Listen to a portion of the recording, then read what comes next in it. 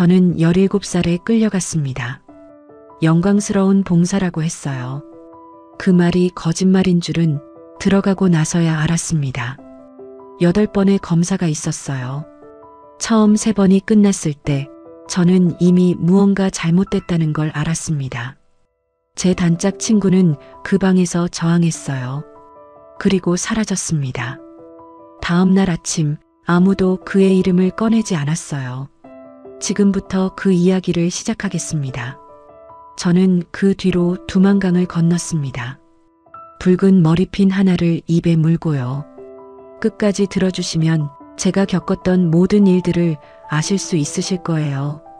목숨 걸고 자유를 찾아온 탈북민을 구독과 좋아요로 응원해주세요. 저는 춤을 좋아하는 아이였어요. 아침마다 어머니가 새벽 배급줄에 나가는 소리에 눈을 떴습니다. 삐걱이는 마루 소리, 대문 여닫는 소리, 그리고 멀어지는 발소리. 그 소리들이 제 하루의 시작이었어요. 배급소는 우리 집에서 걸어서 20분이었습니다. 줄이 길 때는 1시간을 서야 했고 빠를 때는 40분이면 됐어요. 어머니는 항상 첫 번째 줄이 되려고 새벽 5시에 나가셨습니다. 그래야 쌀이 바닥나기 전에 받을 수 있다고 하셨거든요. 저는 그 소리가 나면 한 번도 다시 잠든 적이 없어요. 눈을 감고 누워 있어도 머릿속에서는 이미 하루가 시작됐거든요. 학교 끝나면 옥화랑 강가에 갔습니다. 옥화는 제 단짝이었어요. 같은 배급소 줄을 서는 집 아이였고, 같은 반이었고, 같은 키였어요. 우리는 같은 낡은 교복을 입었고, 같은 낡은 신발을 신었고, 그래서인지 처음부터 친했습니다. 옥화는 항상 붉은 머리핀을 꽂고 다녔어요. 어디서 났냐고 물으면 엄마가 장마당에서 사준 거야 하고 웃었습니다. 장마당에서 머리핀 하나를 사려면 쌀 한 대박 값이었거든요. 그의 어머니가 얼마나 아꼈으면 그 돈으로 핀을 사줬을까. 저는 그 핀을 볼 때마다 그 생각을 했어요. 강가 갈대밭에 바람이 불면 우리는 반드시 거기 앉아 있었습니다. 신발을 벗고 발을 물에 담그고 아무 말 없이 강 건너를 봤어요. 강 건너는 중국이었어요. 어른들은 그 말을 입 밖에 내지 않았는데 아이들은 다 알고 있었습니다.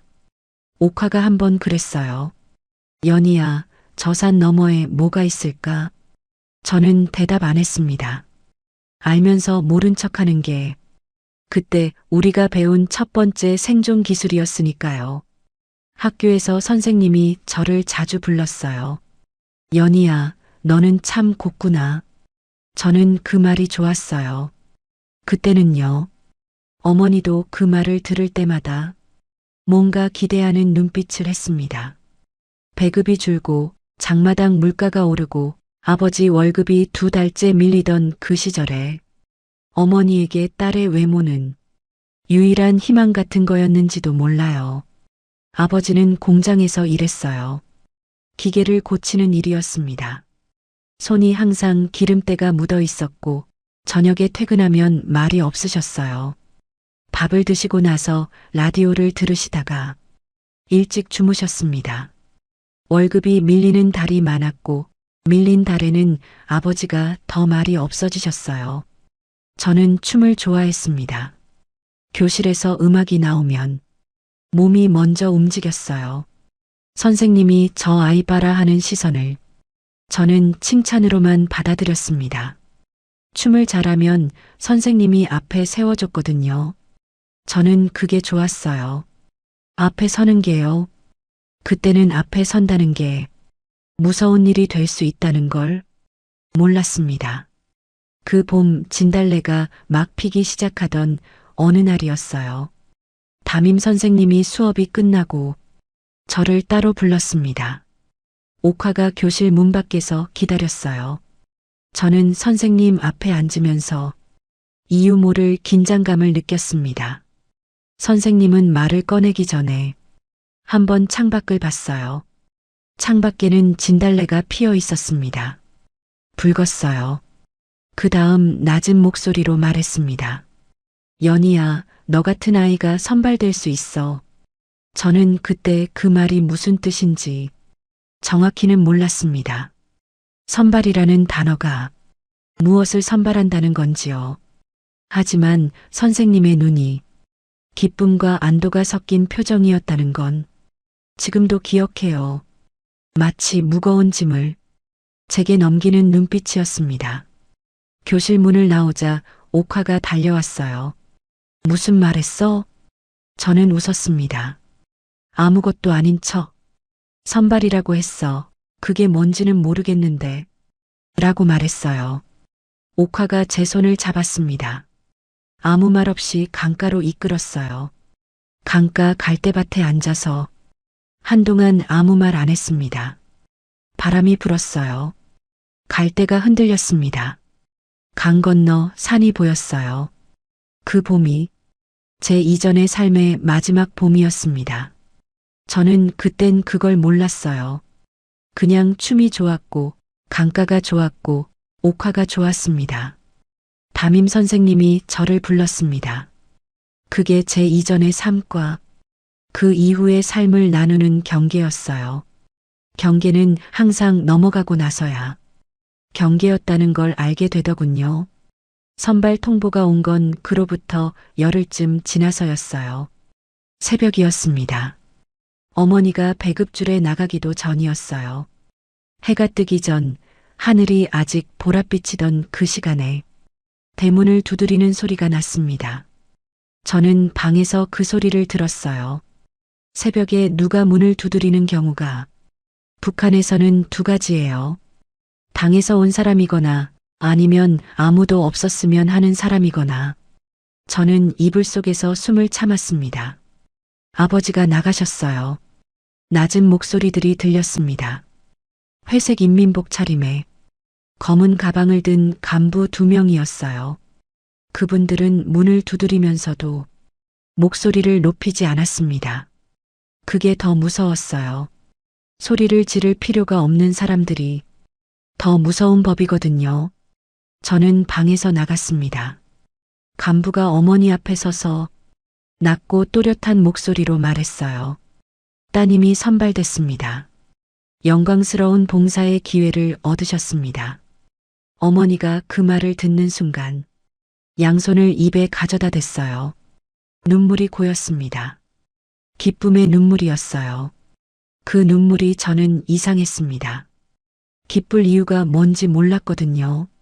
무엇을 위한 봉사인지, 어디서 하는 봉사인지, 언제까지 하는 봉사인지 아무것도 말해주지 않았는데 어머니는 울며 기뻐했어요. 저는 그 옆에 서 있었습니다. 아무 말도 못했어요. 어머니의 기쁨과 제 공포가 한 공간 안에 있었는데 두 감정이 서로 다른 온도여서 어떻게 해야 할지 몰랐습니다. 뜨거운 것과 차가운 것이 같은 그릇에 들어있는 느낌이었어요. 아버지는 방 안에 계셨습니다. 기침 소리만 냈어요.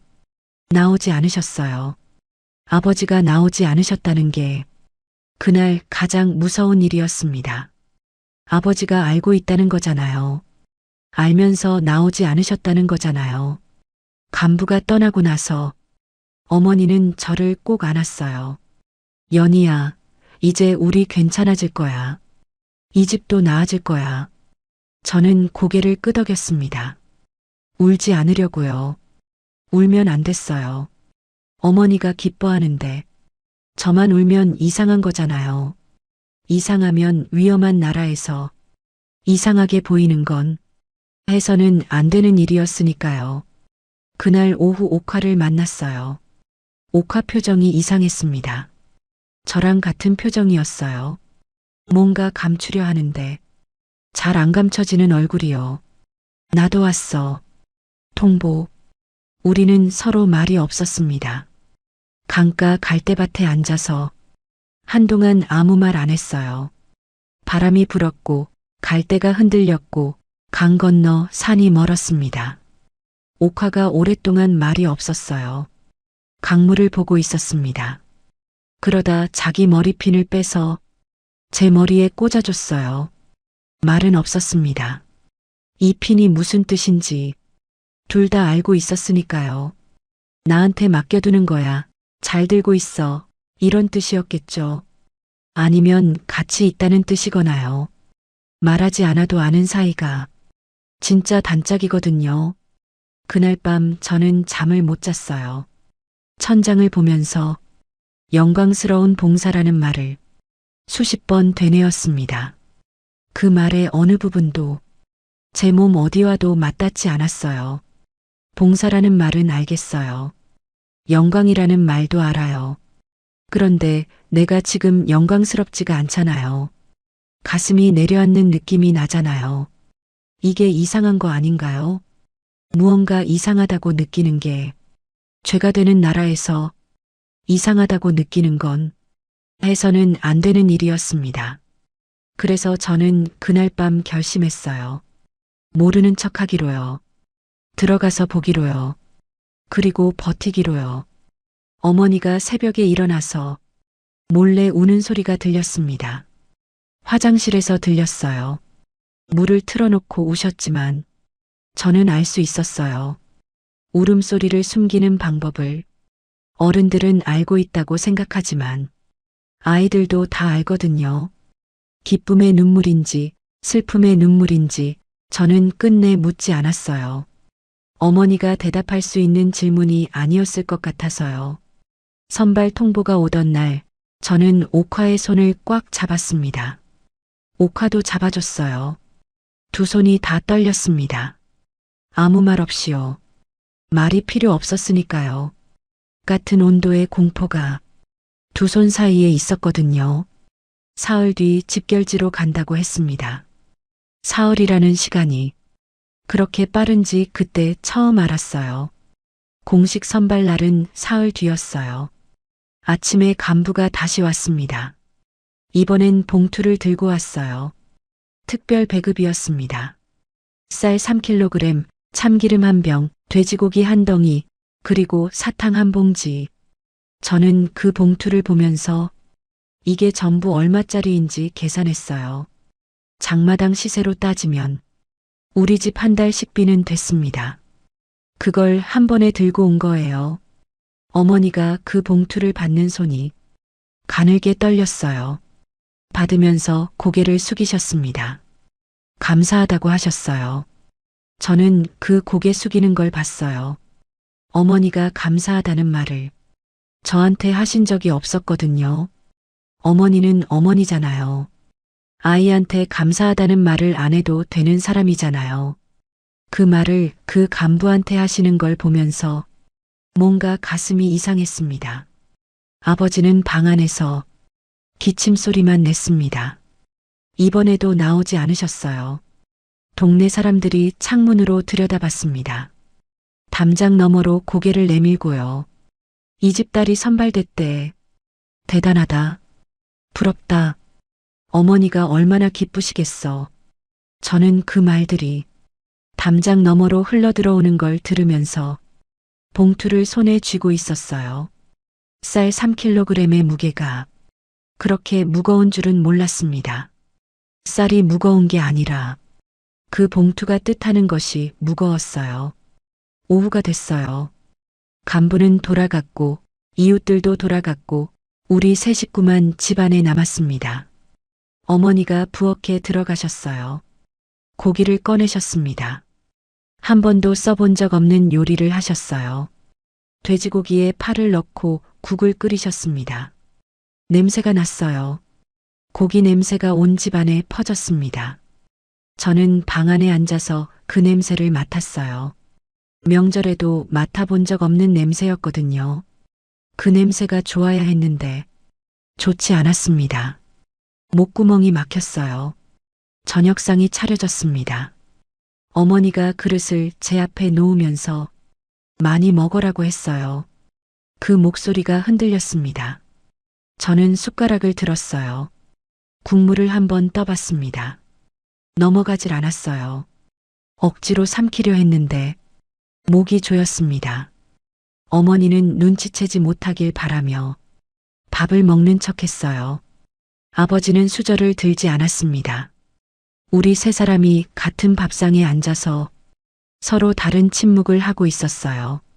어머니의 침묵은 억누르는 침묵이었고, 아버지의 침묵은 알고 있는 침묵이었고, 저의 침묵은 물어볼 수 없는 침묵이었습니다.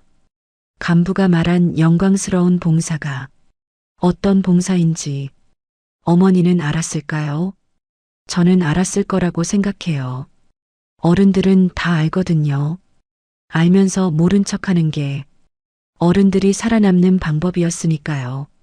어머니가 저를 보내면서 기뻐한 건 몰라서가 아니라 어쩔 수 없어서였을 거예요. 저도 그걸 알고 있었습니다. 그래서 더 슬펐어요. 이튿날 새벽 집결지로 이동했습니다. 어머니가 문 앞까지 배웅을 나왔어요. 말씀을 안 하셨어요. 그냥 저를 보셨습니다. 딱 한 번 제 얼굴을요. 손을 잡으셨다가 놓으셨어요. 잡으셨다가 놓으셨다가를 3번 하셨습니다. 그리고 돌아서셨어요. 저는 뒤를 돌아보지 않았어요. 돌아보면 안 될 것 같았으니까요. 돌아보는 순간 주저앉을 것 같아서요. 주저앉으면 못 가는 게 아니라 어머니가 더 힘들어지실 것 같아서요. 버스 창문으로 우리 동네가 멀어지는 걸 봤습니다. 강이 보이고 갈대밭이 보이고 옥환의 집 지붕이 보였어요. 진달래가 담장 너머로 보였습니다. 그 모든 게 멀어지는 동안 저는 눈을 깜빡이지 않았어요.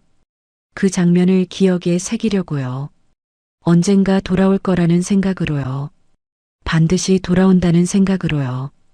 버스에 옥화가 있었습니다.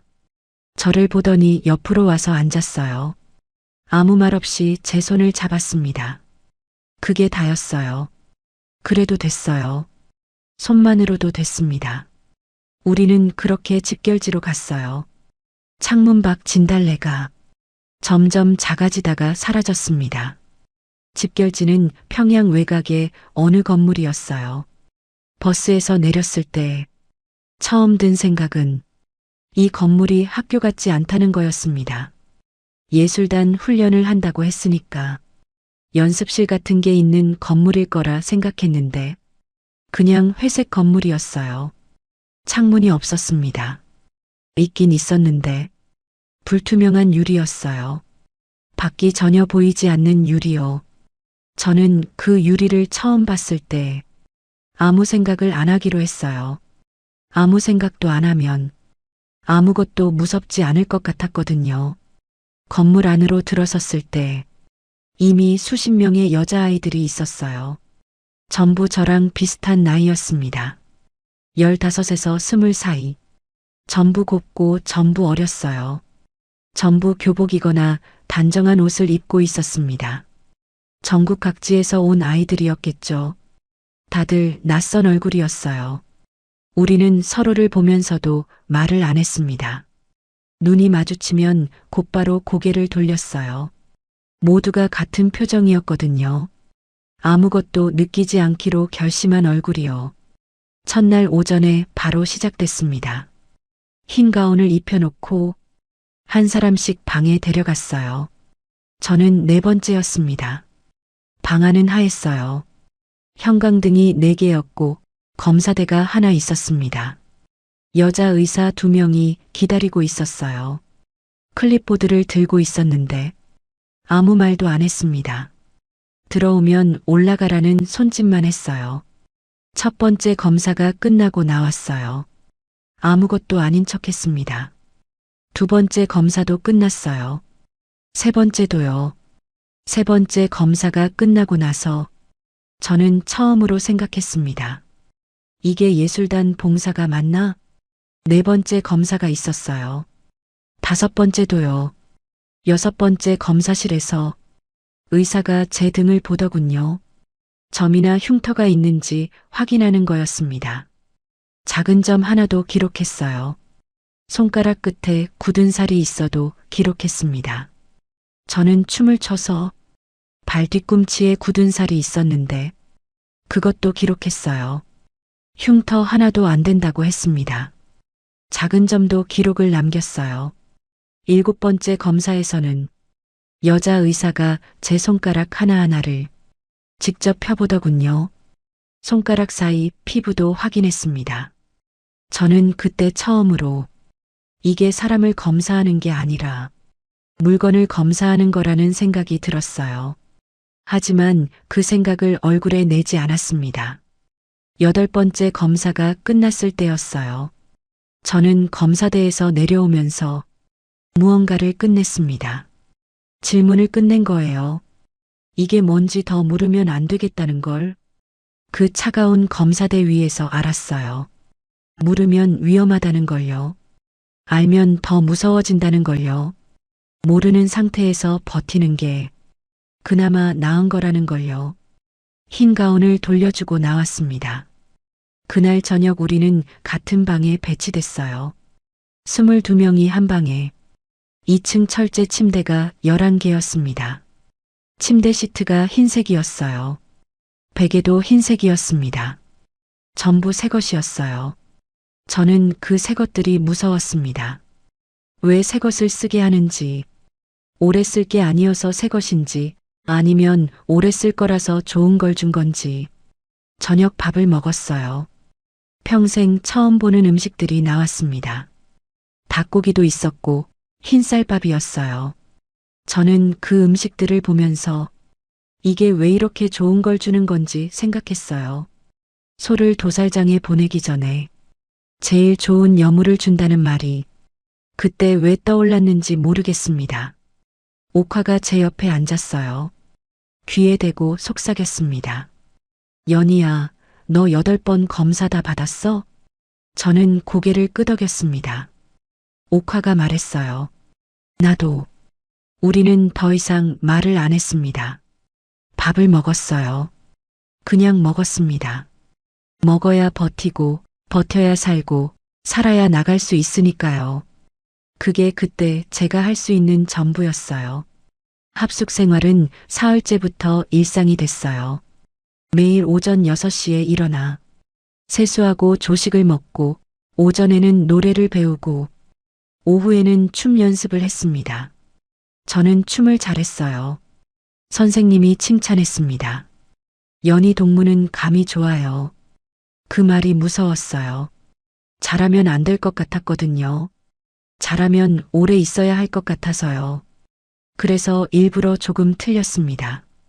발 위치를 조금 빗나가게 하거나 박자를 반 박자 늦게 맞췄어요. 들키지 않을 만큼만요. 밥은 계속 좋은 게 나왔어요. 닭고기가 이틀에 한 번씩 나왔고 흰쌀밥이 몇 끼 나왔습니다. 배가 불렀어요. 평생 배가 이렇게 부른 적이 없었는데 한 번도 맛있다는 생각을 못했습니다. 배가 부른데 배고픈 것 같은 이상한 느낌이었어요. 창문에는 항상 커튼이 쳐 있었어요. 두꺼운 암막 커튼이었습니다. 커튼이 바람에 들렸던 적이 없었어요. 창문이 열리는 걸 본 적도 없었습니다.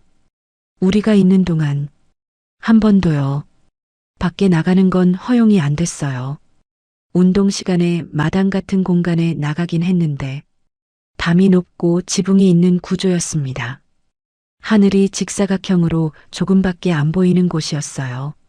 그 직사각형의 크기가 가로 한 뼘, 세로 2뼘쯤 됐어요.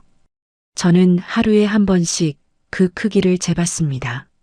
손가락으로요. 왜 그랬는지 모르겠어요. 뭔가를 재고 있으면 아무 생각도 안 해도 되거든요. 관리원 선생님들은 친절했어요. 소리를 지르는 사람이 없었습니다. 무섭게 구는 사람이 없었어요. 항상 웃으면서 말했습니다. 밥 많이 먹어요. 연습 잘했어요. 오늘 힘들었죠? 그 친절함이 제일 무서웠어요. 무서운 곳인데 친절하면 무서운 게 맞는 건지 헷갈리거든요.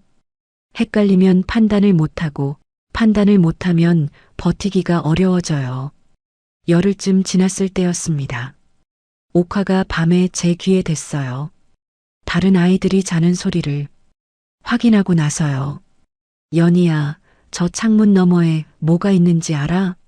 저는 뭐라고 대답할지 몰랐어요.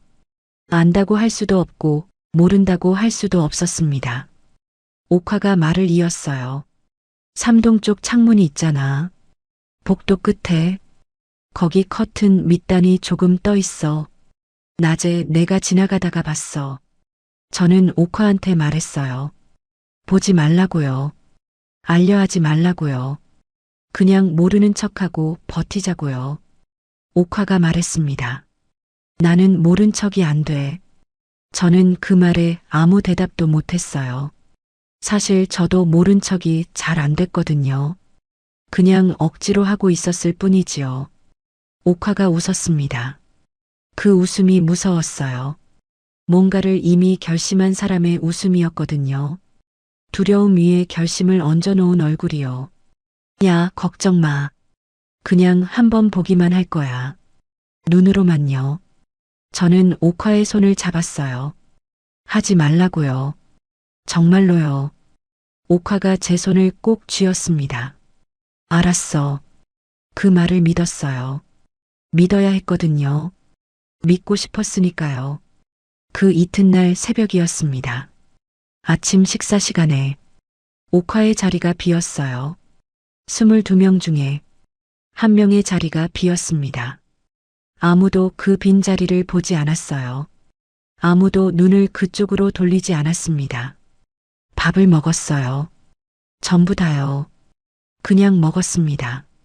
그게 이 안에서의 규칙이었어요. 보이지 않는 규칙이지만 첫날부터 다들 알고 있는 규칙이요.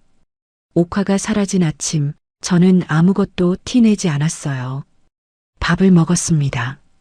숟가락을 드는 손이 안 떨리도록 무릎을 꼭 눌렀어요. 무릎을 누르면 다른데 힘을 못 쓰거든요. 그러면 얼굴이 덜 흔들렸습니다. 연습에 나갔어요. 춤을 췄습니다. 발이 맞게 가도록 눈으로 바닥을 봤어요. 선생님이 오늘 잘하네요 라고 했습니다. 저는 고개를 끄덕였어요. 웃어야 했는데 웃지를 못했습니다. 고개만 끄덕였어요. 점심시간에 관리원 선생님에게 조용히 물어봤어요. 최대한 아무렇지 않게요. 오늘 아침에 옥화 동무가 안 보이던데요. 선생님이 대답했습니다. 아주 자연스럽게요. 준비된 답 같았어요. 훈련 과정에서 부적합 판정을 받아 귀향했습니다. 저는 고개를 끄덕였어요. 네, 알겠습니다. 그리고 돌아섰습니다. 귀향이라는 단어가 제 가슴 안에서 굴렀어요. 귀향? 어젯밤에 거기 있었는데요. 잠자리에 누워서 제 귀에 속삭이던 사람이 어떻게 아침에 귀향을 했나요? 귀향은 짐을 싸야 하고 버스를 타야 하고 시간이 필요한 일이잖아요. 어젯밤 잠들었다가 아침에 일어나 보니 없어지는 귀향은 귀향이 아니에요. 저는 알고 있었습니다. 믿지 않았어요. 하지만 말할 수 없었습니다. 믿지 않는다고 말하는 것도 이 안에서는 해서는 안 되는 일이었으니까요. 그날 연습이 끝나고 복도를 걸을 때였어요. 삼동 쪽이었습니다. 옥화가 커튼 밑단이 떠 있다고 했던 창문 쪽이요. 저는 그쪽으로 가지 않으려 했어요. 다른 길로 돌아가려고 했습니다. 그런데 복도가 좁았어요. 돌아가는 길이 없었습니다. 걸으면서 창문 옆을 지나쳤어요. 커튼 밑단이 조금 들려 있었습니다. 옥화 말이 맞았어요. 정말로 들려 있었거든요. 그 창문 너머로 뭔가 보였어요. 저는 걸음을 멈추지 않았습니다. 그냥 지나쳤어요. 봤다는 사실을 들키면 안 됐거든요. 삼동 끝에 있는 방. 항상 잠겨 있던 방이었습니다. 그 방에 불이 켜져 있었어요. 문 밑으로 빛이 새어나왔습니다. 그리고 소리가 들렸어요. 아주 작은 소리였는데 복도가 워낙 조용해서 들렸습니다. 저는 멈췄어요. 딱 한 걸음만 더 가면 그 소리를 분명히 들을 수 있는 거리였습니다. 저는 돌아섰어요. 그 자리에서 바로 돌아섰습니다. 눈을 감고 숨을 한 번 크게 쉬었어요. 알고 싶지 않았거든요. 아는 순간 달라지는 게 있거든요. 모르면 버틸 수 있었지만 알면 버틸 수 없을 것 같았습니다. 알면 얼굴이 바뀌거든요. 얼굴이 바뀌면 들키고요. 그날 밤 저는 침대에 누워 천장을 봤어요. 그 방에 누가 있는지 저는 이미 알고 있었습니다. 알고 있었기 때문에 돌아선 거예요. 알고 있었기 때문에 눈을 감은 거고요. 알고 있었기 때문에 아무것도 안 들린 척 걸은 거예요. 옥화는 귀향하지 않았어요. 저는 그걸 알고 있었습니다. 알고 있었지만 말할 수 없었어요. 이름도 부를 수 없었고요. 그날 밤 처음으로 복도 끝 창문 앞에 서봤습니다. 아무도 없는 시간에 혼자 거기 서서 유리에 손을 댔어요. 손가락으로 유리 두께를 재봤습니다. 손가락 2마디였어요. 차가웠습니다. 깨지지 않을 두께가 아니었어요. 하지만 깨는 순간 소리가 나는 두께였고 소리가 나는 순간 끝나는 두께였습니다. 저는 그 유리에서 손을 뗐어요. 다른 방법이 있을 거라고 생각했습니다. 있어야 했어요. 있어야 하는 거니까요. 제가 그 방에 불려간 건 합숙 생활 16번째 날이었어요. 저는 그날이 올 거라는 걸 알고 있었어요. 언제인지 몰랐을 뿐이고요. 매일 연습이 끝나고 나면 저도 모르게 그날이 오늘인지 세게 됐습니다. 아직 아니다. 아직 아니다. 그렇게 날짜를 세면서요. 관리원 선생님이 저녁 연습이 끝난 뒤 왔습니다. 리연이 동무 잠깐요. 그게 다였어요. 그게 전부였습니다. 잠깐이라는 말이 잠깐이 아닌 시간을 만든다는 걸 저는 그날 알았어요. 저는 그 방에 들어갔어요. 그리고 나왔습니다. 그 방에서 있었던 일을 저는 직접 말하지 않겠습니다. 말하는 게 필요한 이야기가 있고 말하지 않는 게 필요한 이야기가 있는데 그 이야기는 2번째 종류에 속하거든요. 다만 이것만 말씀드릴게요. 그 방 안의 공기 온도가 복도보다 2도쯤 높았어요. 그 방 안에 형광등이 다른 방보다 1개 더 많았습니다. 그 방 안의 의자는 팔걸이가 없는 의자였어요. 그것만 말씀드릴게요. 그 방에서 나온 뒤 복도를 걸어오면서 저는 처음으로 탈출을 생각했습니다. 막연한 생각이 아니었어요. 실제로 생각한 거예요. 어떻게 나갈 것인지, 어디로 갈 것인지, 누구를 믿을 수 있는지, 강까지 얼마나 걸리는지를요. 그 방에 들어가기 전까지는 버티면 된다고 생각했어요. 그 방에서 나온 뒤에는 버티는 게 답이 아니라는 걸 알았습니다. 버티면 또 불려가요. 또 불려가면 또 버텨요. 그게 이 안에서의 삶이에요. 저는 그 삶을 살 수 없었습니다. 머릿속에서 옥화가 떠올랐어요. 옥화의 붉은 머리핀이요. 내 머리에 꽂아주던 그 손이요. 옥화는 어디 있을까? 그 애도 그 방에 있었겠죠. 그 애는 저항했겠죠. 그래서 사라진 거겠죠. 저는 그 생각을 하면서 복도 끝 창문 앞에 섰어요. 창문에 손을 댔습니다. 2마디 두께의 유리. 차가웠어요. 그날 밤은 다르게 재봤습니다. 손가락 두께가 아니라 주먹 크기로요. 주먹이 통과할 수 있는 크기의 구멍이 얼마의 힘이면 생기는지를 생각했어요. 무기가 없어도 됐습니다. 팔꿈치가 있었거든요. 팔꿈치는 몸에서 가장 단단한 부분이에요. 그 안에서 배운 춤 동작 중에 팔꿈치로 옆을 치는 동작이 있었거든요. 저는 그 동작을 그날 밤 혼자 연습했습니다. 소리 없이요. 하지만 창문을 깨면 소리가 나고 소리가 나면 끝났어요. 다른 방법이 있어야 했습니다.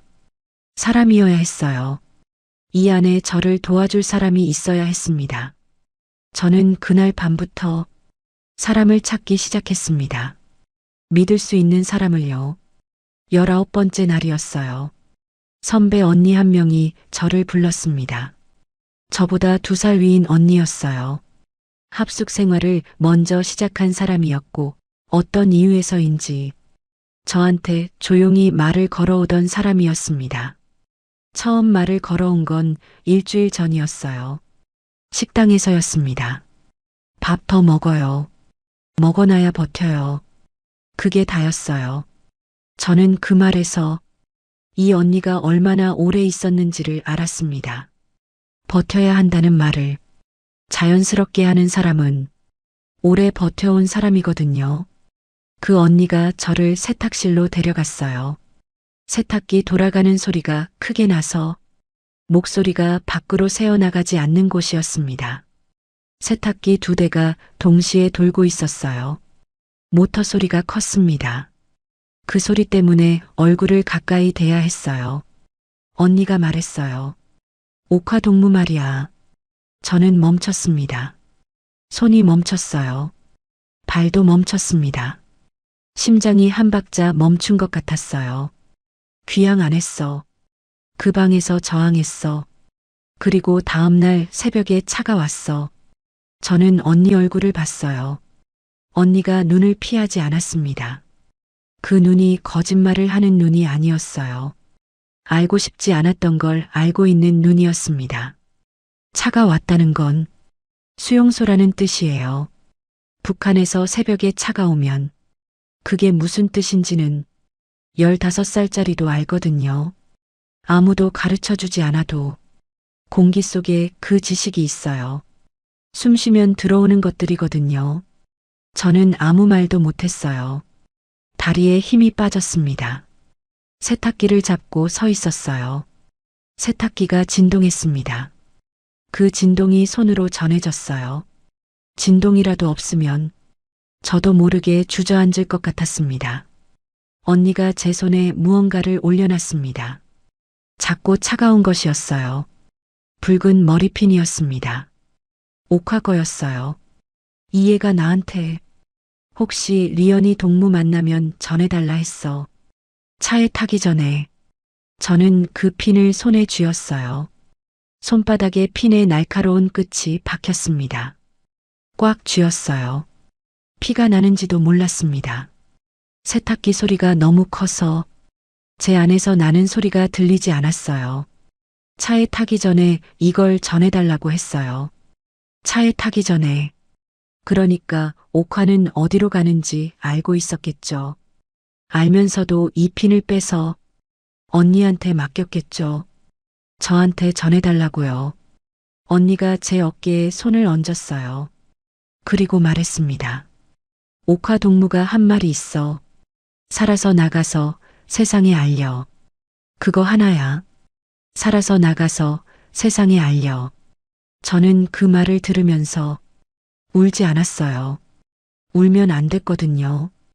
이 안에서 울면 눈치채이는 거고 눈치채이면 저도 새벽에 차를 타야 할 수 있으니까요.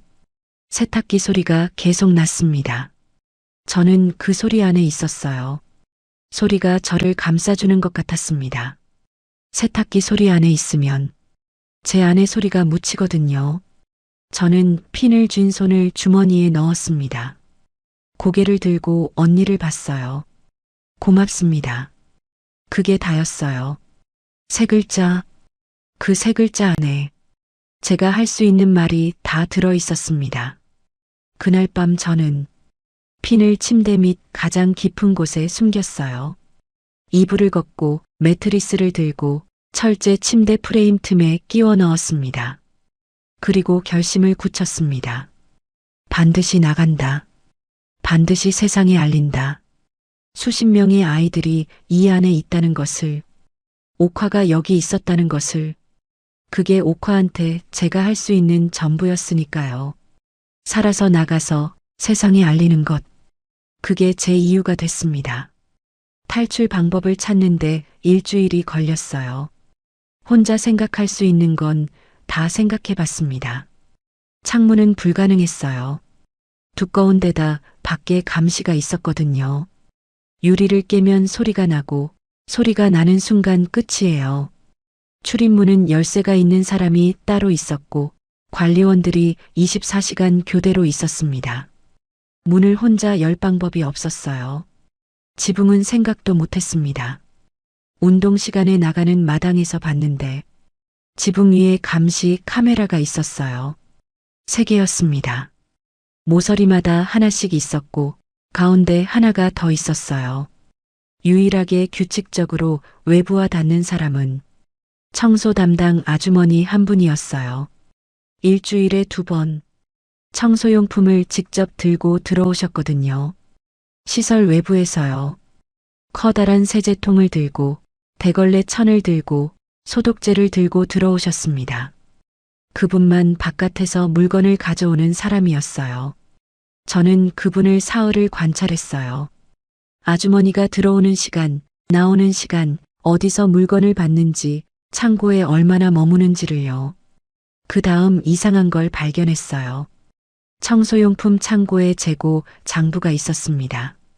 저는 식사 당번 아이들 틈에 끼어서 창고 옆을 지나다니면서 장부를 슬쩍 봤거든요. 벽에 걸려 있었어요. 지나가면서 한 줄씩 읽었습니다. 이틀에 걸쳐서요. 세제가 한 달치 20통이 기록돼 있었는데 실제 창고에는 17통이 있었습니다. 대걸레 천도 기록상 12장인데 창고엔 9장밖에 없었어요. 소독제는 기록상 5통인데 4통이 있었습니다. 숫자가 맞지 않았습니다. 사용량으로는 설명이 안 됐어요. 세제 3통, 대걸레 1003장, 소독제 1통. 이게 우리가 청소하면서 쓰기에는 너무 많이 없어진 양이에요.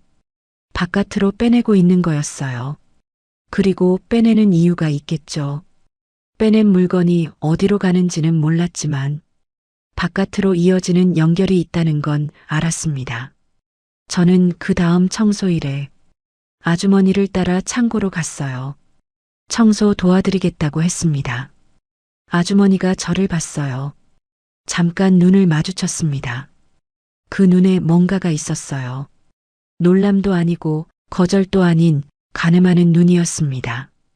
저를 재보는 눈이었어요. 아무 말 안 하셨어요. 그냥 들어오라고 고개를 끄덕이셨어요. 창고 안에서 둘이 됐을 때 저는 조용히 말했습니다. 암모니아 냄새가 가득한 그 좁은 공간에서요. 저 나가야 해요. 아주머니가 멈추셨어요. 손에 들고 있던 대걸레를 내려놓으셨습니다. 그리고 저를 오래 보셨어요. 10초쯤 됐을 거예요. 그 10초가 엄청 길었습니다. 그 다음 말씀하셨습니다. 돈은 있어? 저는 고개를 끄덕였어요. 없었습니다. 하지만 구할 수 있다고 생각했어요. 어머니가 꿰매준 금반지가 있었거든요. 교복 안 가매요. 아주머니가 말씀하셨어요. 일주일 안에 마련해. 그 다음 내가 말해줄게. 그리고 대걸레를 다시 드셨어요. 아무 일도 없었던 것처럼요. 저는 대걸레질을 도왔습니다. 아무 일도 없는 것처럼요. 창고 문을 나오면서 암모니아 냄새를 한 번 더 들이마셨어요. 그 냄새가 희망 냄새처럼 느껴졌습니다. 이상하게도요. 암모니아가 희망 냄새인 세계에서 살고 있었습니다. 저는 그때요. 돈을 마련하는데 나흘이 걸렸어요. 제가 가진 건 없었습니다. 들어올 때 입고 온 교복 한 벌이 전부였어요. 신발도 가방도 아무것도 없었습니다. 이 안에서는 아무것도 소유할 수 없었거든요. 밥도 줬고 옷도 줬고 침구도 줬는데 그게 다 제 것이 아니었어요. 몸에 있는 것들 뿐이었습니다. 교복 안감에 뭔가 있다는 걸 들어온 이후로 한 번도 확인하지 않았어요.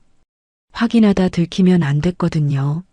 나흘째 밤에 확인했습니다. 자는 척하다가 새벽 2시에 일어났어요. 화장실에 가는 척하면서 복도에 나갔다가 돌아오면서 교복을 가져왔습니다. 이불 안에 들어가서 교복 안감을 손으로 더듬었어요. 있었습니다. 어머니가 꿰매준 것이요. 작은 금반지였습니다. 안감 안쪽 깊숙이 손바닥만 한 천주머니 안에 있었어요. 저는 그 반지를 꺼냈어요. 이불 안에서 손바닥에 올려놓고 봤습니다. 어두웠지만 손으로 느꼈어요. 얇은 반지였어요. 어머니 손가락에 맞는 크기였겠죠. 어머니가 가진 유일한 금이었을 거예요. 어머니가 이걸 몰래 넣어주면서 한 말이 있었어요. 만약에 무슨 일이 생기면 이게 있다는 걸 기억해. 어머니는 알고 있었던 거예요. 어디로 가는지, 무슨 일이 생길지. 그래서 그것만큼은 챙겨줬던 거예요. 말로는 괜찮을 거라고 하면서 행동으로는 준비를 해줬던 거예요. 저는 그 반지를 손에 쥐고 한참 있었습니다. 어머니 생각이 났어요. 어머니 손이요. 배급줄에 서던 그 손, 고기국을 끓이던 그 손, 제 어깨를 잡았다 놓던 그 손이요. 그리고 청소 아주머니에게 드렸습니다. 아주머니가 그걸 받아서 보셨어요. 반지를 손에 올려놓고 오래 보셨습니다. 한마디 없이 주머니에 넣으셨어요. 그날 저녁에 귀에 대고 말씀하셨어요. 모레 새벽 3시 청소 창고 뒷문. 거기 차가 올 거야. 타면 돼. 아무것도 가져가지 마. 이틀이었습니다. 저는 그날 밤 혼자 앉아서 한 가지 준비를 더 했어요. 침대 밑에서 옥화의 붉은 머리핀을 꺼냈습니다. 철제 프레임 틈에서요. 손바닥에 올려놓고 봤어요. 핀 끝에 아직 머리카락이 한 올 있었습니다. 옥화 거였어요. 그 머리카락이 아직 거기 있었어요. 저는 그 핀을 떨리는 손으로 제 머리에 직접 꽂았어요. 거울이 없어서 제대로 꽂혔는지 몰랐지만 손에 닿는 감촉으로 알았습니다. 꽂혔어요. 이제 모레면 나간다. 반드시 나간다. 그리고 반드시 알린다. 옥화가 있었다는 것을, 이 안에 수십 명이 있다는 것을, 이게 영광이 아니라는 것을. 저는 그 생각을 하면서 눈을 감았어요. 잠이 들어야 했거든요. 잠을 자야 새벽에 일어날 수 있으니까요. 새벽에 일어나야 3시에 나갈 수 있고요. 탈출은 모레 새벽 3시였습니다. 이틀이 이렇게 무거운 줄은 몰랐습니다. 모레가 왔어요. 새벽 2시 반에 눈을 떴습니다. 잠을 잔 건지 아닌지 몰랐어요. 그냥 눈이 떠진 거였습니다. 눈을 뜨자마자 오늘이라는 걸 알았어요. 오늘이 그날이라는 걸요. 천장을 봤습니다. 형광등이 꺼져 있었어요. 비상등 불빛이 천장을 약하게 비추고 있었습니다. 주황색이었어요. 그 색이 기억에 남아요. 아직도요. 다른 아이들이 자고 있었어요. 2층 침대에서 누군가 뒤척이는 소리가 났습니다. 저는 숨을 참았어요. 뒤척임이 멈췄어요. 다시 조용해졌습니다. 2시 45분에 일어났습니다. 가져갈 게 없었어요. 아무것도 없었거든요. 머리에 꽂힌 붉은 핀 하나가 전부였습니다. 옥화가 준 것이요. 어머니가 구해준 반지는 아주머니에게 드렸으니까요. 남은 건 핀뿐이었습니다. 그게 오히려 홀가분했어요. 짐이 없으면 빨리 달릴 수 있거든요. 복도로 나왔어요. 불이 꺼져 있었습니다. 비상등만 켜져 있었어요. 주황빛이 복도를 약하게 밝혔습니다. 그 빛 안에서 그림자가 생겼어요. 제 그림자가 벽에 길게 늘어졌습니다. 청소 창고 방향으로 걸었습니다. 발소리를 죽이고 벽을 짚으면서 모서리마다 멈추고 확인하면서요.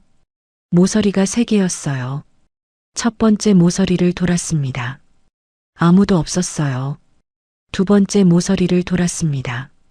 복도가 길었어요. 세 번째 모서리를 돌자 창고 문이 보였습니다. 문 아래로 불빛이 새고 있었어요. 아주머니가 이미 계셨습니다. 문을 두드리려는데 문이 먼저 열렸어요. 아주머니가 손을 내밀었습니다. 잡았어요. 아무 말 없이 이끄셨어요. 창고 안을 지나쳐서 뒷문 앞에 섰습니다. 아주머니가 열쇠를 꺼냈어요. 손이 안 떨렸어요. 이 일을 여러 번 해온 손이었습니다. 뒷문이 열렸어요. 바깥 공기가 들어왔습니다. 차가운 밤 공기였어요. 저는 그 공기를 들이마시면서 처음으로 실감했어요. 진짜로 나가는 거라는 걸요. 공기의 온도가 달랐거든요. 안과 밖은 공기 온도가 달랐습니다. 바깥 공기가 더 차가웠어요. 차가운 게 더 자유로운 거였어요. 시동이 꺼진 차 한 대가 있었습니다. 검은 차였어요. 운전석에 남자 한 명이 있었습니다. 모르는 사람이었어요. 얼굴을 볼 수 없었습니다. 어두워서요. 아주머니가 말씀하셨어요. 빨리 타. 저는 뛰었습니다. 차에 탔어요. 뒷좌석 바닥에 바로 앉았어요. 시트에 앉지 않고 바닥에요. 차가 소리 없이 움직였어요. 시동을 끈 채로 밀었다가 멀어지고 나서야 시동을 걸었습니다. 엔진 소리가 났어요. 작은 소리였는데 그 소리가 크게 들렸습니다. 10분쯤 갔을까요? 갑자기 차가 멈췄습니다. 앞에 불빛이 켜졌어요. 서치라이트였습니다. 검문소였어요. 운전사가 낮은 목소리로 말했어요. 바닥에 엎드려. 저는 바닥에 납작 엎드렸습니다. 차 바닥에서 기름 냄새가 났어요. 쇳내가 섞인 기름 냄새요. 얼굴이 바닥에 닿았습니다. 검문소 서치라이트가 차를 쭉 비췄습니다. 저는 숨을 쉬지 않았어요. 비췄습니다. 계속 비쳤어요. 운전사가 창문을 내렸습니다. 낮은 목소리로 얘기하는 소리가 들렸어요. 내용이 들리지 않았습니다. 목소리만 들렸어요. 낮고 짧은 대화였습니다. 그 5분이요. 5분 동안 서치라이트가 차를 비추고 있었습니다. 제 인생에서 5분이 그렇게 긴 줄은 그날 처음 알았어요. 1초가 1분 같고 1분이 1시간 같은 5분이었습니다. 그리고 불빛이 꺼졌어요. 차가 다시 움직였습니다. 저는 엎드린 채로 있었어요. 차가 한참 달렸습니다. 운전사가 말했어요. 일어나도 돼. 저는 일어났어요. 창문 밖이 어두웠습니다. 불빛이 없었어요. 어디가 어딘지 몰랐습니다. 그냥 달렸어요. 달리는 게 맞는 방향이었으면 했습니다. 검문소를 통과했어요. 살았다는 생각이 들었습니다. 간신히요. 차 바닥에서 일어나 앉으면서 손이 떨리는 걸 느꼈어요. 손만 떨리는 게 아니었습니다. 무릎도 떨렸어요. 이가 부딪혔습니다. 추운 게 아니었는데 이가 부딪혔어요. 1시간쯤 달렸을 거예요. 산 쪽으로 가고 있었어요. 불빛이 없어졌습니다. 완전히 어두웠어요. 도로가 아니었습니다. 길이라고 하기도 어려운 흙길이었어요. 그때 차가 멈췄습니다. 운전사가 말했어요. 여기서 내려. 저는 뭔가 잘못됐다는 걸 알았습니다. 여기가 아니었어요. 약속한 곳이 아니었거든요. 약속한 곳은 강 근처 마을이었는데 여기는 산이었어요. 여기가 아닌 것 같은데요. 운전사가 다시 말했습니다. 내려. 빨리. 저는 내렸어요. 차가 떠났습니다. 그리고 저 혼자였어요. 불빛 하나 없는 산 어딘가였습니다. 강까지 걸어가야 한다는 걸 알았어요. 방향은 알고 있었습니다. 달이 있었거든요. 초승달이었어요. 가늘었지만 있었습니다. 달이 비추는 방향이 서쪽이면 그 반대로 가야 했어요. 걸었습니다. 숲이었어요. 나뭇가지가 얼굴을 쳤습니다. 발밑이 보이지 않았어요. 돌인지 흙인지 뿌리인지 밟아보고 나서야 알 수 있었습니다. 얼마쯤 걸었을 때 신발이 벗겨졌어요. 돌에 걸린 거였습니다. 오른쪽 신발이요. 어둠 속에서 신발을 찾았어요. 손으로 더듬었습니다. 있었어요. 신으려고 했는데 끈이 끊어져 있었습니다. 찾을 시간이 없었습니다. 그냥 들고 걷기로 했어요. 그러다 왼쪽 신발도 벗었습니다. 한 짝만 신은 채로 걷는 게 둘 다 벗고 걷는 것보다 더 이상했거든요. 맨발로 걸었습니다. 돌이 발바닥을 팠어요. 처음엔 아팠습니다. 조금 더 걷자 감각이 달라졌어요. 아픔이 둔해졌습니다. 발바닥에 온도가 없어졌어요. 얼마 안 가서 발이 젖었습니다. 처음엔 이슬인 줄 알았어요. 아니었어요. 피였습니다. 돌에 베인 거였어요. 저는 걸었어요. 붉은 머리핀을 손에 쥐고 걸었습니다. 핀 끝이 손바닥을 팠어요. 발바닥이 아프고 손바닥이 아팠습니다. 두 군데가 아프면 어느 한 곳만 느끼기 어려워요. 그게 오히려 도움이 됐습니다. 아프면 의식이 있다는 거니까요. 의식이 있으면 걸을 수 있는 거고요. 얼마나 걸었는지 모릅니다. 1시간인지 2시간인지 몰랐어요. 시간 감각이 없어졌습니다. 어두운 데서 걸으면 시간이 늘어지거든요. 나무가 끝났어요. 트인 공간이 나왔습니다. 발밑에 돌이 많았어요. 강가에 있는 돌이었습니다. 그때 나무 사이로 무언가 반짝이는 게 보였어요. 강이었습니다. 강이 보였어요. 그런데 강이 얼어있지 않았습니다. 물이 흐르고 있었어요. 소리도 들렸습니다. 물소리요. 한겨울인데 물이 흐르고 있었어요. 저는 강가에 서서 그 흐르는 물을 봤습니다. 달빛이 물 위에서 흔들렸어요. 강가에 쭈그리고 앉았습니다. 물이 흐르고 있었어요. 한겨울이었는데 얼지 않았어요. 수량이 생각보다 많았습니다. 소리도 컸어요. 물 위에 얼음 조각이 떠내려왔습니다. 강 상류에서 깨진 얼음 조각들이요. 그게 유속이 얼마나 빠른지를 보여줬어요. 저는 그 강을 보면서 처음으로 포기를 생각했습니다. 솔직히 말씀드릴게요. 저는 그 순간 포기하고 싶었어요. 진짜로요. 돌아가면 수용소예요. 강을 건너다 빠지면 죽는 거고요. 발에서 피가 나고 있었습니다. 맨발이었어요. 감각이 이미 없었습니다. 몸이 떨렸어요. 춥다는 게 아니라 몸이 한계라는 신호였겠죠. 그 강을 보면서 생각했어요. 여기서 그냥 앉아 있으면 어떻게 될까? 날이 밝고 누군가 오고 다 끝나는 거잖아요. 수용소든 뭐든 어차피 어디 가든 살아야 하는 건데 여기서 이 강에 들어갔다 빠지면 그냥 끝나는 건데 저는 한 5분쯤 그 생각을 했어요. 강만 봤습니다. 달빛이 물 위에서 흔들리는 걸요. 그때 손에 쥔 붉은 핀이 손바닥을 파고드는 게 느껴졌어요. 날카로웠습니다.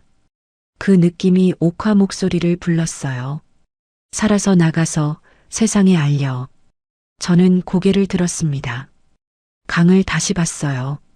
건너면 되는 거예요. 빠지지 않으면 되는 거고요. 빠지지 않으려면 천천히 가면 돼요. 발이 바닥에 닿는 걸 느끼면서요. 균형을 잡으면서요. 한 걸음씩이요.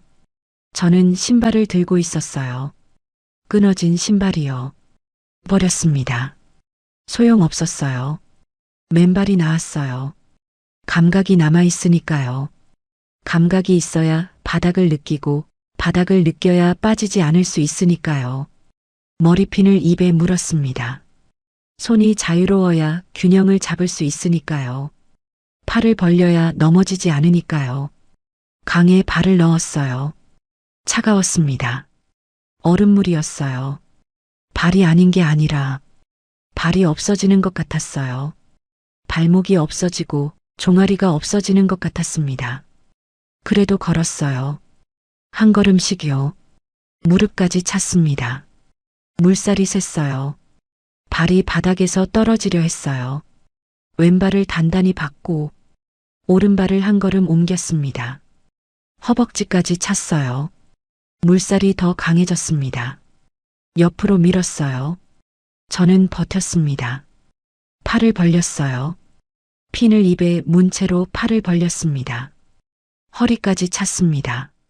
그 순간이 제일 힘들었어요. 물이 허리를 잡는 것 같았습니다. 당기는 것 같았어요. 한 걸음을 옮기면 두 발이 동시에 바닥에서 떠오를 것 같았습니다. 저는 옥화를 생각했어요. 붉은 머리핀을 입에 물고 옥화를 생각했습니다. 옥화야, 나 여기 있어. 나 건너고 있어. 마. 한 걸음. 바닥을 느꼈어요. 또 한 걸음. 바닥이 있었습니다. 또 한 걸음. 물이 허벅지까지 내려왔어요. 얕아지고 있었습니다. 무릎까지 내려왔어요. 발목까지 내려왔습니다. 발이 강가 돌에 닿았어요. 중국 땅이었습니다. 저는 그 돌 위에 무릎을 꿇었어요. 물이 뚝뚝 떨어졌습니다. 핀을 입에서 꺼냈어요. 손에 쥐었습니다. 살아서 나왔어요. 강을 건넌 뒤 강가에 잠깐 앉아 있었어요. 물이 뚝뚝 떨어지고 몸이 떨렸습니다. 발이 있는지 없는지 몰랐어요. 감각이 없었거든요. 하지만 살아 있었습니다. 심장이 뛰고 있었어요. 빠르게요. 아주 빠르게요. 일어섰습니다. 더 있으면 안 됐어요. 이 강가에 오래 있으면 저쪽에서 보이거든요. 약속한 장소로 갔어요. 강에서 100m쯤 위쪽이었습니다. 낡은 창고 같은 건물이었어요. 벽돌이 군데군데 빠진 건물이었습니다. 불이 켜져 있었어요. 저는 멈췄어요. 불이 켜져 있다는 게 사람이 있다는 거잖아요. 사람이 있다는 게 약속한 사람인지 아닌지는 들어가 봐야 아는 거잖아요. 숨을 한 번 쉬고 문을 두드렸습니다. 문이 열렸어요. 나온 사람이 제가 모르는 남자였습니다. 저는 직감했어요. 이게 아니라는 걸요. 아주머니가 보낸 사람이 아니라는 걸요. 그 눈빛이 달랐어요. 저를 보는 방식이 달랐습니다. 사람을 보는 눈은 두 종류예요. 같이 있어도 되는 사람으로 보는 눈이랑 쓸 수 있는 물건으로 보는 눈이요. 그 사람은 두 번째 눈빛이었어요. 위아래로 봤습니다. 그게 몇 초 안 됐는데 그 몇 초로 알 수 있었어요. 저는 뒤로 물러서려 했어요. 한 발짝을요. 그때였습니다. 건물 안쪽에서 누군가 나왔어요. 청소 아주머니였습니다. 저는 눈을 의심했어요.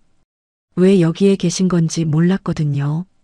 아주머니는 약속을 만들어주는 사람이지 여기 직접 계시는 분이 아닌데요. 아주머니는 그 남자 앞에 서셨어요. 손을 들어 막으면서요. 아무 말 없이요. 그 남자가 뭔가 말하려 했어요. 아주머니가 그 말을 잘랐습니다. 목소리가 낮았어요. 뭐라고 하셨는지는 들리지 않았어요. 아주머니가 저를 봤습니다. 그 눈에 여러 가지가 섞여 있었어요. 미안함도 있었고, 안도도 있었고, 결심도 있었습니다. 저한테 오셨어요. 제 손을 잡으셨습니다. 그리고 말씀하셨어요. 미안하다, 애기야. 저는 그 말을 들으면서 몸에 힘이 다 빠졌어요. 미안하다는 말을 어른한테서 들어본 적이 없었거든요. 아주머니가 뭘 미안해 하시는 건지 그 순간에는 정확히 몰랐습니다. 나중에 알았어요. 아주머니가 제 손을 꽉 쥐고 속삭이셨어요. 저 사람은 내가 처리할게. 너는 지금 이 문으로 나가서 오른쪽으로 두 블록, 빨간 지붕집, 문을 두 번 두드려. 그 집 아저씨가 데려다 줄 거야. 저는 고개를 끄덕였어요. 아주머니가 제 머리를 보셨습니다. 젖어서 흐트러진 머리를요. 강을 건너면서 핀이 비뚤어진 거였어요. 아주머니가 손을 뻗어 제 머리에 꽂힌 붉은 머리핀을 다시 똑바로 꽂아주셨습니다. 아무 말 없이요. 그냥 꽂아주셨어요. 그 손이 떨렸어요. 아주머니 손이요.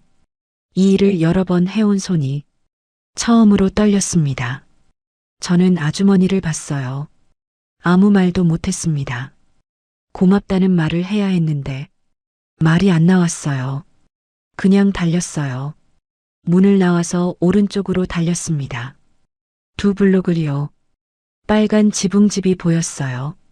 문을 두 번 두드렸습니다. 문이 열렸어요. 중국 아저씨가 나왔습니다. 저를 보고는 안쪽을 가리켰어요. 말은 안 했습니다. 저는 들어갔어요. 문이 닫혔습니다. 저는 그 자리에서 주저앉았어요. 처음으로요. 강을 건넌 뒤에도 안 했는데 문이 닫히고 나서야 주저앉았습니다. 붉은 머리핀을 손에 쥐었어요. 옥화야. 나 나왔어.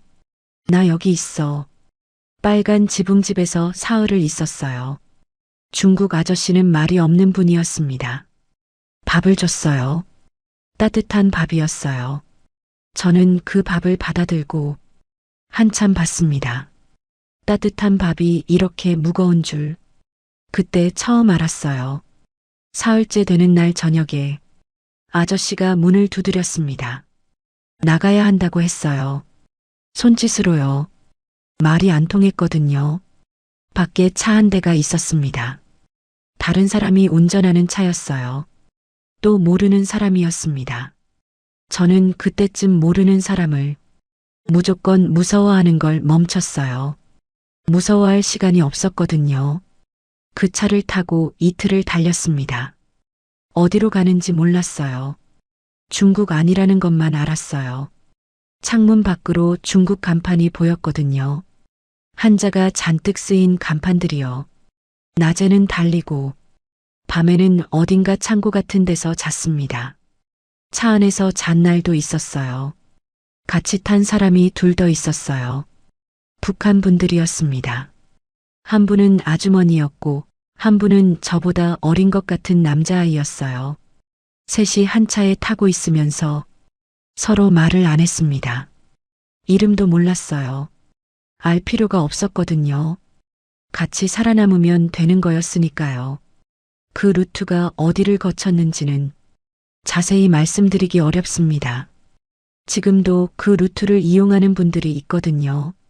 제가 말하면 막힐 수 있으니까요. 다만 이것만 말씀드릴게요. 산을 넘었어요. 한 번 더요. 두만강보다 덜 무서웠는데 더 오래 걸었습니다. 발이 또 피났어요. 이번엔 신발이 있었는데도요. 동남아시아를 거쳤습니다. 더운 나라였어요. 북한에서 살면서 그렇게 더운 공기를 마신 적이 없었거든요. 첫날 밤에 더워서 잠을 못 잤어요. 이상하죠. 추운 건 버텼는데 더운 건 못 버티겠더라고요. 거기서 한국 대사관을 갔습니다. 대사관 앞에 섰을 때 태극기가 보였어요. 저는 그 깃발을 보면서 이게 진짜구나 생각했습니다. 끝났구나가 아니라 시작이구나 생각했어요. 대사관 안에서 처음으로 한국 사람을 만났습니다. 담당 직원이었어요. 한국말로 물어봤어요. 어디서 오셨어요? 저는 대답했습니다. 북한에서요. 그 말을 한국말로 한 게 그때가 처음이었어요. 북한에서 한국말을 쓰긴 하지만 북한에서 왔다는 말을 공식적인 자리에서 공식적인 사람에게 한 건 처음이었습니다. 그 말이 목구멍을 넘어올 때 이상하게 눈물이 났어요. 울지 않으려 했는데 눈물이 먼저 나왔습니다. 담당 직원이 티슈를 내밀었어요. 그게 한국 사람의 첫인상이었습니다. 티슈를 내미는 사람이요. 하나원에 갔어요. 사회 적응 교육을 받았습니다. 처음에는 뭐가 뭔지 몰랐어요. 자동문이 신기했고 엘리베이터 타는 게 무서웠고 수도꼭지 틀면 뜨거운 물이 나오는 게 이상했습니다. 수도꼭지를 틀면 물이 나오는 건 알았는데 뜨거운 물이 바로 나오는 건 몰랐거든요. 하나원 선생님이 그랬어요. 놀라지 마세요. 여기선 다 그래요. 여기선 다 그래요. 그 말이 좋았습니다. 여기서는 이게 당연한 거라는 말이요. 당연한 게 있는 곳에 온 거라는 말이요. 그렇게 서울에 왔습니다. 서울은 컸어요. 무섭게 컸습니다. 지하철 노선도를 처음 봤을 때 울고 싶었어요. 이걸 어떻게 외우나 싶어서요. 나중에 알았어요. 외우는 게 아니라 검색하면 된다는 걸요. 저는 지금 서울에 살아요. 편의점 알바를 했고, 카페 알바도 했고, 지금은 다른 일을 합니다. 이 이야기를 하는 일이요. 강연도 하고, 인터뷰도 하고, 영상도 찍어요. 처음엔 말하는 게 무서웠어요. 말하면 누군가 북한에 있는 가족한테 피해가 갈 것 같아서요. 그래서 한동안 말을 안 했습니다. 그러다 어느 날 생각했어요. 내가 말을 안 하면 아무도 모르는 거잖아요. 아무도 모르면 아무것도 안 바뀌는 거잖아요. 아무것도 안 바뀌면 지금도 거기 있는 아이들은 계속 거기 있는 거잖아요. 그래서 말하기 시작했습니다. 어머니 소식은 없습니다. 연락할 방법이 없어요. 어머니가 어떻게 사시는지, 아버지가 어떻게 사시는지 모릅니다. 모르는 채로 사는 게 아는 채로 사는 것보다 어떤 면에서는 낫기도 해요. 모르면 상상할 수 있거든요. 괜찮을 거라고 상상할 수 있거든요. 저는 그쪽을 선택합니다. 아니라는 증거가 나오기 전까지는요. 옥화를 아직 찾지 못했습니다. 한국에 와서 제일 먼저 한 일이 옥화를 찾는 거였어요. 탈북민 단체에도 물어봤고 인터넷에도 올려봤고 아는 탈북민 분들한테도 부탁했어요. 아직 소식이 없습니다. 소식이 없다는 게 나쁜 소식이 아니길 바라요. 소식이 없는 게 어딘가에 살아있다는 뜻이기려. 저는 그렇게 생각하기로 했습니다. 저는 오늘도 이 이야기를 합니다. 말하는 게 무거울 때도 있어요. 말하고 나서 한동안 밥을 못 먹을 때도 있거든요. 그래도 해요. 왜냐면 이게 제가 할 수 있는 일이거든요. 탈출도 했고, 강도 건넜고, 산도 넘었고, 여기까지 왔는데, 말을 안 하면 뭐하러 온 건지 모르겠어요. 이게 옥화와 제 약속이거든요. 살아서 나가서 세상에 알려. 저는 지금 알리고 있어요. 거기 있었다는 것을요. 수십 명의 아이들이 창문 없는 방에서 8번의 검사를 받았다는 것을요. 15살, 16살, 17살 아이들이 영광스러운 봉사라는 말과 함께 어딘가로 불려갔다는 것을요. 그리고 돌아오지 않은 아이들이 있다는 것을요. 머리맡에 붉은 머리핀이 있습니다. 지금도요. 잘 때 옆에 두고 자거든요. 아침에 눈 뜨면 제일 먼저 봐요. 옥화야. 나 오늘도 여기 있어. 오늘도 말했어. 들려? 이 여인의 이야기가 마음에 남으셨다면 구독과 좋아요로 목숨 걸고 자유를 찾아온 탈북민을 응원해 주세요.